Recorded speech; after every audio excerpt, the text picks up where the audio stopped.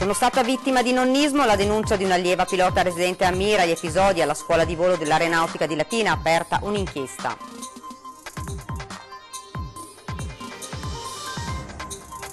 I residenti di San Teodoro del villaggio San Marco a Mestre chiedono l'invio del poliziotto di quartiere contro i ladri che da troppo tempo depredano le loro case.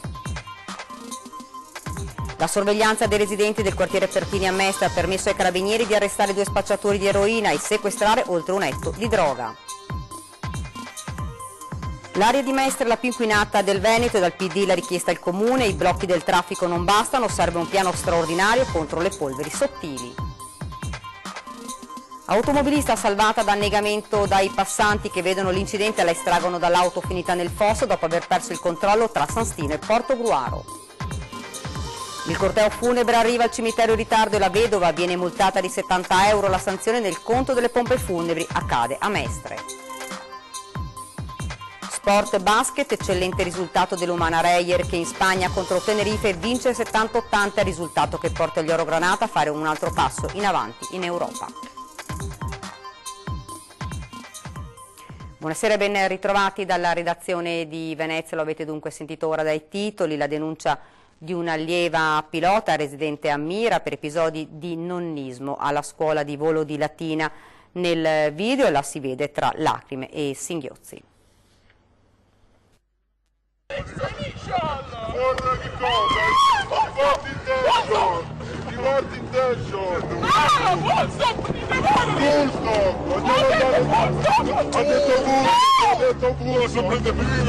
Mi fate male, mi fate male. Inizia così il video in cui si vede il rito nonnista, il cosiddetto battesimo di volo al quale viene sottoposta Giulia Jasmine Schiff, 20enne residente a Mira, sergente pilota a fine corso da parte dei commilitoni.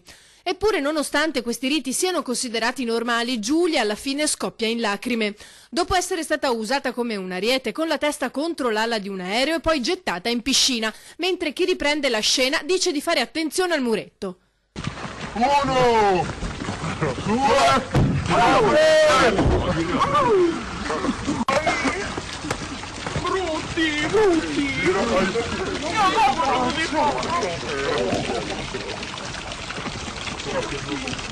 Non sei cattivo, mi sei diventato pilota! Attende il muretto!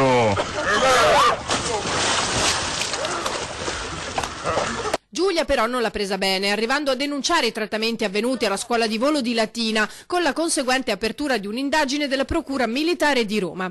I fatti risalgono alla prova di abilitazione avvenuta il 7 aprile, che la giovane ha documentato con filmati. Lei è molto provata, è stata una scelta, un percorso diciamo lungo perché sapeva cosa sarebbe andata incontro, diciamo che lei aveva questo grande desiderio, tuttora ha questo grande desiderio di diventare un ufficiale pilota dell'aeronautica militare. E lei era fra le prime, si distingueva come fra le migliori, una persona brillante, come dire, atletica, lo sanno tutti, la conoscono tutti anche per i suoi pregressi in attività sportive.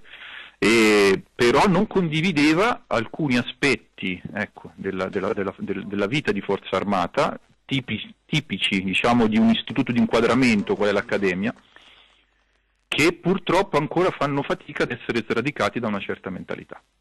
Il ministro alla difesa Elisabetta Trenta avrebbe chiesto chiarimenti allo Stato Maggiore dell'Aeronautica. È un fatto gravissimo, ha detto, che sto seguendo con attenzione, c'è un'indagine in corso e chi deve pagare pagherà.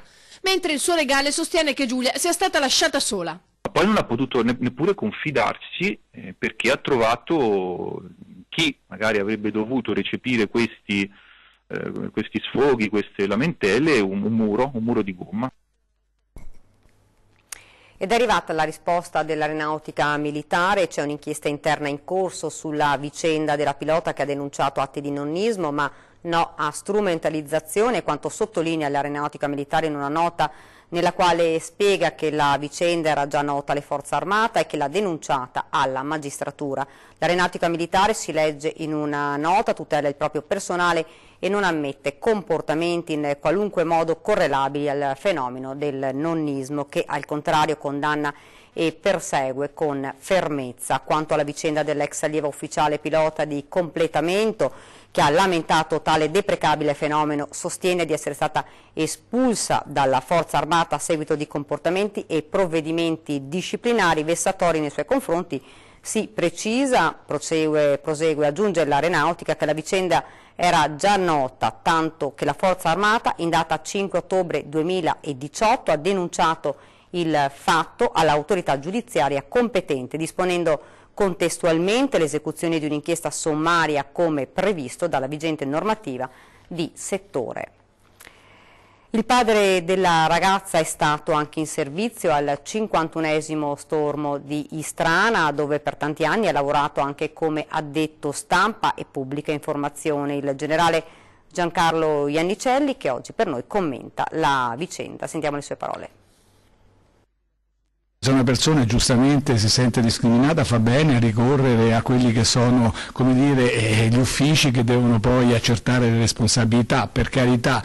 È certo che, non lo so, accerteranno. Diciamo che il fenomeno del nonnismo è stato sempre marginale nell'aeronautica, fortunatamente, anche perché è un'arma di tecnici, di specialisti, quindi c'è poco tempo per queste cose. Almeno in aeroporto, qui a Istrana, al 51esimo stormo, ma anche al secondo stormo, una volta che il pilota effettuava il primo volo da solo sul velivolo, ecco, si faceva una bevuta e poi il nonnismo era tutto questo, che dall'alto una secchiata d'acqua, non c'erano le piscine, essere buttata in piscina in un momento di gioia, perché per un pilota riuscire a, come dire, a comandare l'aereo da sola ai comandi è un momento di gioia, anche di, come dire, deve scaricare tutto lo stress, quindi almeno per quello come la penso io, essere gettata in piscina è anche un momento di divertimento, ecco, non mi sembra, ma è una cosa personale, un fatto così grave di nonnismo. Voglio dire solo una cosa: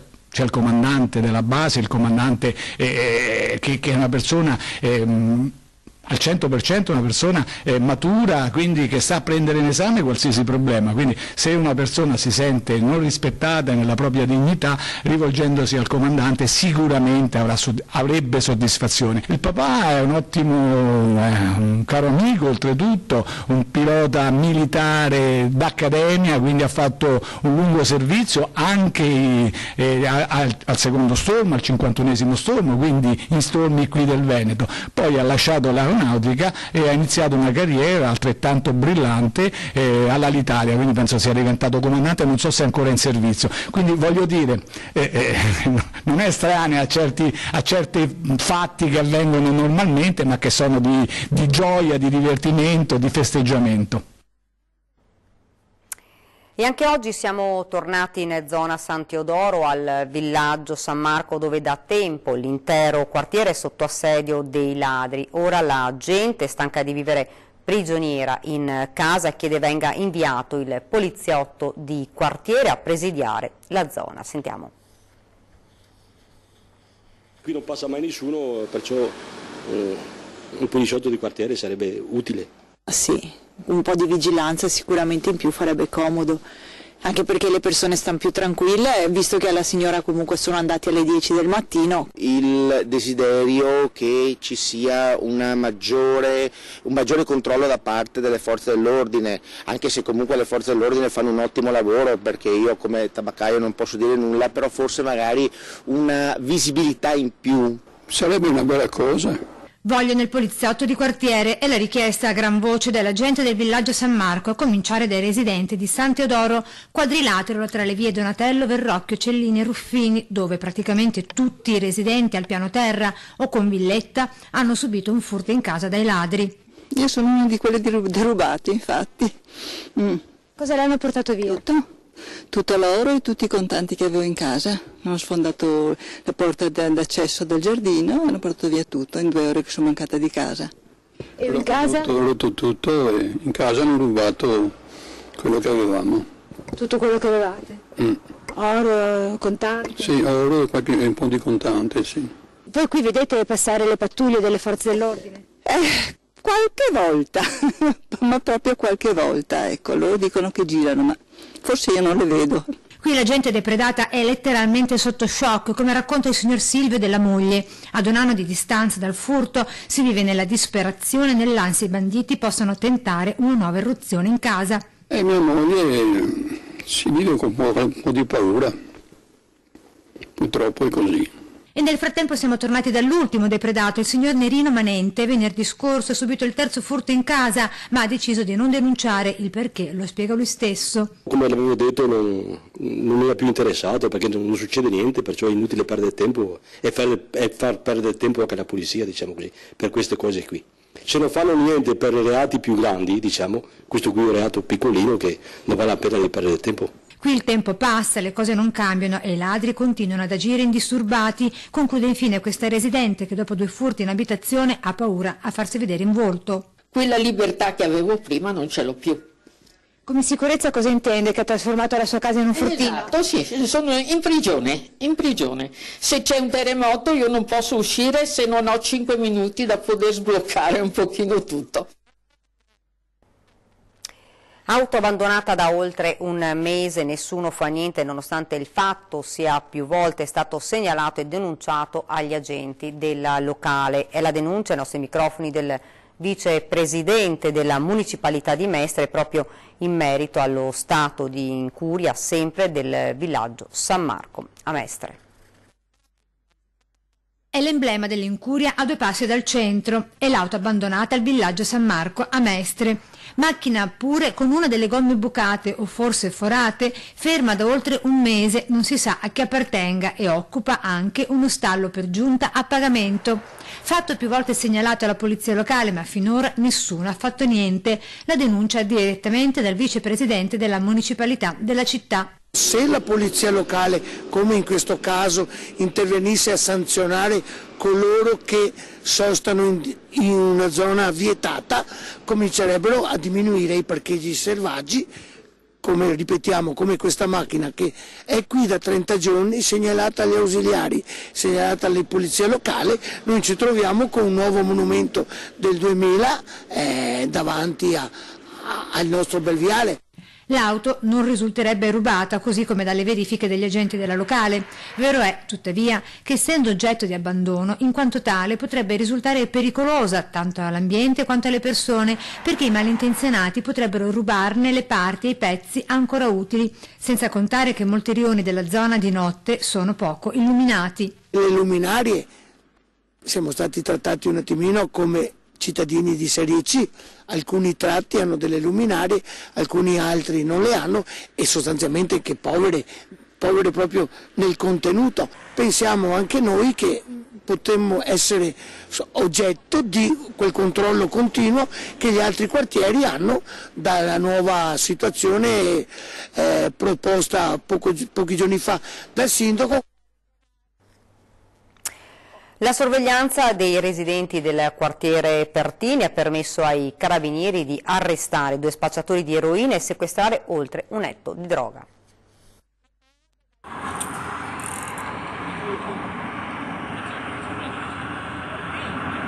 Nelle immagini girate da un residente di Rione Pertini il momento dell'arresto da parte dei carabinieri di uno spacciatore tunisino di 37 anni e di una 27enne italiana. I militari li hanno colti sul fatto mentre il primo passava alla seconda oltre 100 grammi di eroina attraverso i finestrini delle 2 auto affiancate. Un sistema ormai collaudato che i carabinieri conoscevano grazie alla segnalazione del comitato di quartiere. Da alcuni giorni questo parcheggio veniva usato per scambiare droga, ma anche per consumarla, come dimostrano alcune tracce lasciate dai tossici. Qui si affiancavano uno all'altro, aprivano il finestrino e attraverso il finestrino si passavano la merce. Quindi sono stati notati dai residenti, i quali ci hanno avvertito e abbiamo avvertito anche le forze dell'ordine. È stata un'azione congiunta molto ben organizzata. L'arresto ha provocato la fuga scomposta di altri soggetti poco raccomandabili che si aggiravano nella zona. Dopo la maxi operazione della scorsa estate contro le gang nigeriane in via Piave, ricorda il presidente del comitato Giorgio Rocelli, gli spacciatori sono perennemente in cerca di nuove zone dove mettere in piedi i loro traffici. Alcuni hanno cercato anche di venire in questo luogo. Perché? Perché storicamente alcuni occupavano le abitazioni proprio per uso di consumo e spaccio di droga. Ma oggi nel rione Pertini le cose sono cambiate grazie all'impegno quotidiano dei residenti che si sono organizzati per riprendersi il quartiere, segnalando alle forze dell'ordine tanto le attività criminali quanto le occupazioni abusive dei molti alloggi abbandonati della zona. Devo ringraziare i nostri residenti perché sono molto attenti e rispetto al passato che si giravano dall'altra parte, questa volta invece no, denunciano, ci fanno presente, vogliono un quartiere nuovo, lo vogliono pulito, lo vogliono senza droga e senza spacciatori. Incidente lungo la statale Triestina oggi intorno alle 13 con un'auto finita nel canale adiacente la strada. Il fatto a San Stino di Livenza con subito sul posto i vigili del fuoco di Porto Gruaro, ferita la conducente che si è trovata nel canale dopo aver perso il controllo del mezzo per cause in corso di accertamento. La donna si è potuta salvare grazie all'aiuto di alcuni passanti che l'hanno aiutata a uscire dalla vettura posizionata di traverso nel canale e già invasa dall'acqua. I vigili del fuoco hanno provveduto al recupero della vettura con l'autogru fatta intervenire da Mestre. La ferita è stata presa in cura dal personale del 118 e trasportata in ospedale. Le operazioni di soccorso dei vigili del fuoco sono terminate dopo circa 2 ore. Ed ora ci fermiamo un attimo per una piccola pausa pubblicitaria.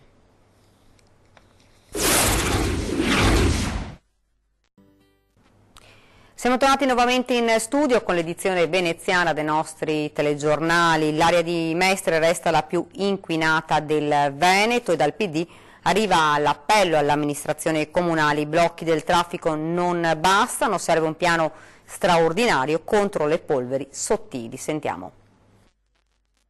Resta in vigore fino a giovedì compreso l'allerta rossa per la qualità dell'aria nel comune di Venezia. Il livello massimo di allarme è scattato dopo 10 giorni consecutivi di sforamento dei limiti di PM10. Vietata la circolazione anche ai veicoli commerciali diesel Euro 4, ma per aggirare il blocco basta un'autocertificazione. Una decina le sanzioni emesse finora dalla Polizia Municipale. La sensazione generale è che le misure straordinarie siano rimaste in buona parte sulla carta.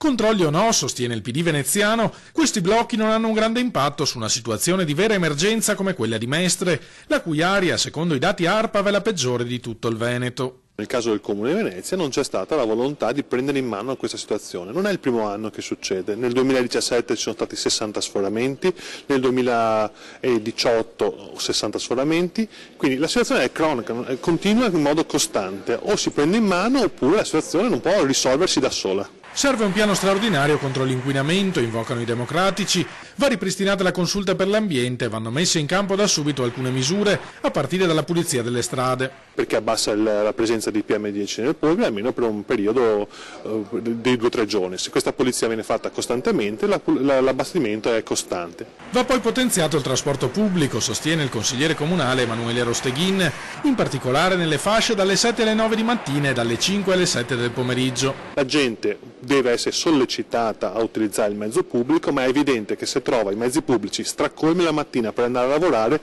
continuerà a utilizzare la propria macchina. Preoccupanti i livelli di inquinamento anche nella città storica e in particolare nella zona di Rionovo che nel 2018 ha registrato una concentrazione media di biossido di azoto di 50 microgrammi per metro cubo, superiore del 25% al limite di legge e addirittura maggiore di quella rilevata lungo la tangenziale di Mestre. Questa amministrazione per esempio ha cancellato l'idea di fare interscambio merci al tronchetto, che poteva essere una soluzione per ridurre proprio il moto ondoso e il traffico acqua e quindi anche l'inquinamento a Venezia. Uno dei luoghi più inquinati del centro storico è la Giudecca e come sappiamo tutti macchine non ne vedono. Il marito è mancato il giorno di Natale, il corteo funebre è arrivato al cimitero con parenti ed amici una ventina di minuti in ritardo. A Mestre il comune ha multato l'impresa di pompe funebri che a sua volta ha caricato i 70 euro della sanzione sul conto presentato alla signora, una psichiatra mestrina. Fatto a dir poco deplorevole a nostro avviso, non tanto per la cifra della multa, ma proprio il dover pagare una multa perché si arriva in ritardo all'esequio del caro estinto, in questo caso il marito, quando si è già fortemente provati per il dolore dovuto alla perdita della persona cara. Ed ora siamo al basket, eccellente risultato dell'Umana Reyer contro Tenerife che porta gli Oro Granata a fare un passo in avanti in Europa. Grande impresa dell'Umana Reyer che espugna la Santiago Martina Arena per 78-80 contro la capolista del girone di Champions League Tenerife, reduce da 7 vittorie nelle ultime 8 partite. Una vittoria importante, una vittoria meritata, giocata su un campo molto difficile, sappiamo quanto, contro una squadra veramente molto forte, sia fisicamente che tecnicamente, forse una delle squadre più forti dell'intera Champions. Una partita che credo che abbiamo meritato perché abbiamo condotto da squadra e abbiamo giocato in maniera molto coesa, molto unita. Avevo chiesto questo ai ragazzi come reazione alle ultime partite, credo che la risposta della mia squadra sia stata una risposta da gruppo, c'è stata molta disponibilità al sacrificio, molta disponibilità a passarsi la palla. E questa è stata una cosa molto importante anche e soprattutto nel momento in cui siamo andati sotto, perché giustamente Tenerife è recuperato e rientrato e invece siamo stati molto bravi nell'esecuzione delle cose che avevamo chiesto. Una vittoria molto saporita che ha portato i ragazzi di coach De Raffaele a compiere un importante passo in avanti nella prospettiva del passaggio di turno in Europa. Ci fa capire quanto stando insieme possiamo veramente fare dei passi avanti, è un percorso che dobbiamo continuare a seguire e questa è una vittoria per i miei giocatori, per il mio staff e soprattutto per questi tifosi strepitosi. Bene, prima di chiudere vi ricordo questa sera la nostra trasmissione 20 e 10, in studio Alessandro Bisato, segretario regionale del PD del Veneto, e Matteo Marin della Lega di Treviso. E questa era la nostra ultima notizia, vi lascio come di consueto alle nostre previsioni del tempo. Grazie davvero per averci seguito e buona serata.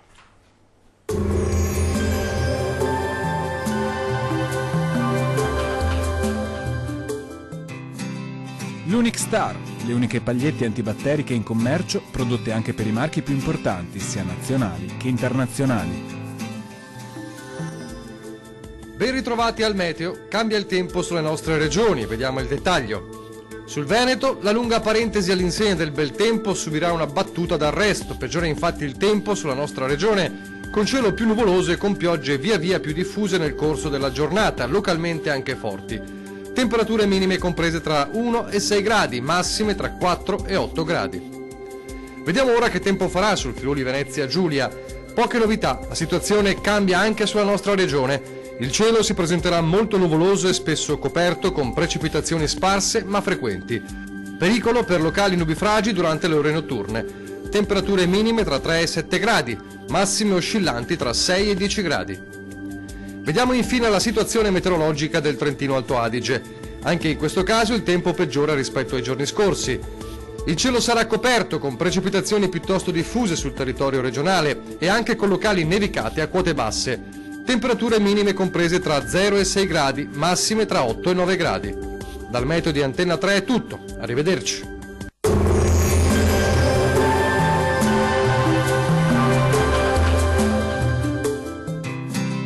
L'Unic Star, le uniche pagliette antibatteriche in commercio, prodotte anche per i marchi più importanti, sia nazionali che internazionali.